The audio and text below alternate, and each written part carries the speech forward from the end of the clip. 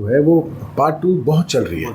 जो नए नए प्रोजेक्ट्स लॉन्च हो रहे हैं वो उस प्रकार से नहीं चल रहे हैं जिस प्रकार से जो पार्ट 1 पार्ट 2 पार्ट जो सीक्वल्स चल रहे हैं। सो या इट्स अगर आपके पास ऐसा एक फॉर्मूला हो तो ऑब्वियसली आप उसे चलाएंगे ही।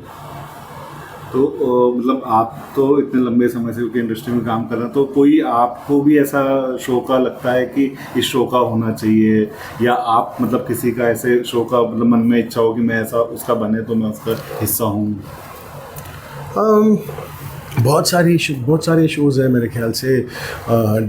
Definitely circus I think should be remade but not in a circus backdrop, क्योंकि I don't think circus is मतलब हम इतना सर्कस जाते हैं जितना कि पहले जाते थे, लेकिन उसी किस्म का शो एक अलग सेटिंग में अगर आप बनाए ना आज के तारीख में, आई think that should do really well. Also a show like ज़बान संभाल के, इट्स अ शो जिसमें सारे पुराने दिन याद दिलाते हाँ, और क्योंकि ये सारे मज़ेदार शोज़ थे। जैसे ज़बान संभाल के में आप पूरे हिंदुस्तान को एक ही क्लासरूम में देख रहे हो, और इससे बढ़िया क्या हो सकता है। मतलब everyone would identify with there character and it's fun. अच्छा, प्लीज़ ये सुनो और बनाओ। मैंने नहीं देखे शोज़, वॉच ज़बान संभाल के नहीं देखे? अरे वही मैं आपसे पूछना चाहता था कि मतलब जैसे आप सर ने तो बता दिया कि भाई ये वाले शो, और मैंने उनको कह दिया कि हाँ आपने पुराने दिन याद दिला दिए, लेकिन अब आपसे पूछना चाहता हूँ कि नई जनरेशन कैसे रिलेट करेगी?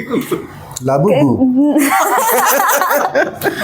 देखेंगे तो कर लेंगे। मतलब अब मैंने ये शोज़ नहीं देखे, बट आई एम श्योर अगर इनके पार्ट 2 आएंगे तो मुझे बहुत अच्छा लगेगा देखना, because these are the shows जो उस टाइम पे बहुत कल्ट हिट रह चुके हैं, जो हमने मिस कर दिए। So I would love to watch them. Please remake, please. Yeah these are my childhood shows that I used to watch, the Hindi shows.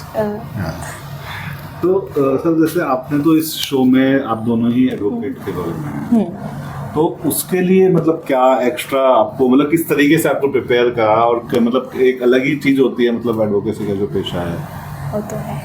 हाँ, तो हम ज़्यादा करके मैनरिज्म, जिस तरीके से हम चलते हैं बात करते हैं, उस पर ज़्यादा कंसंट्रेट कर रहे हैं। हम लॉ की डिग्री तो उसमें 2-4 साल लग जाते हैं लाने में, हम 2-3 महीने के प्रिपरेशन में क्या ही कर लेंगे।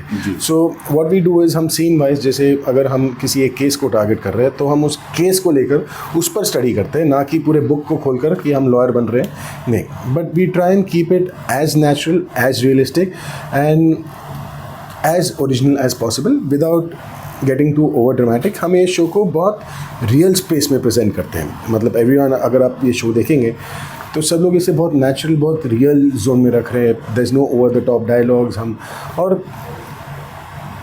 And I think that is what is really needed in presenting a lawyer rather than becoming a lawyer.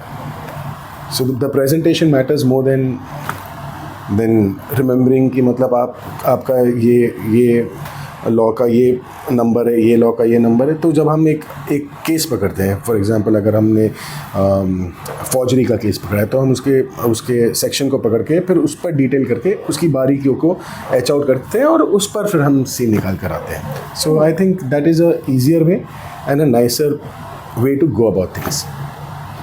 अभी सर जैसे हम लोग पुराने शोज़ की बात कर रहे थे, आपने शोज़ की बात जी की, तो वो मतलब एक टीवी का एक ऐसा दौर था जिसे लोग आज भी याद करते हैं। जी, लेकिन अगर मौजूदा दौर की बात करें तो टीवी मतलब एंटरटेनमेंट के और नए मीडियम आ गए हैं, खासकर OTT। तो और ये टीवी के जो शोज़ हैं वो OTT पे भी अवेलेबल हैं, कई लोग उनको वहाँ पे देखते हैं। तो क्या आपको लगता है कि OTT अब नया टीवी बनने की ओर है? जी, मेरे ख्याल से ये पिछले 8-10 साल से यही चल रहा था कि OTT हम देखेंगे तो टेलीविज़न को इफ़ेक्ट होगा। ऑब्वियसली प्रेफरेंस, अभी चॉइसेस बहुत आ गए ऑडियंस के पास, नॉट जस्ट OTT। हम यूट्यूब की बात करते हैं, लोग घंटों जो है वो रील्स, इंस्टाग्राम, यूट्यूब शॉर्ट्स में निकाल लेते हैं।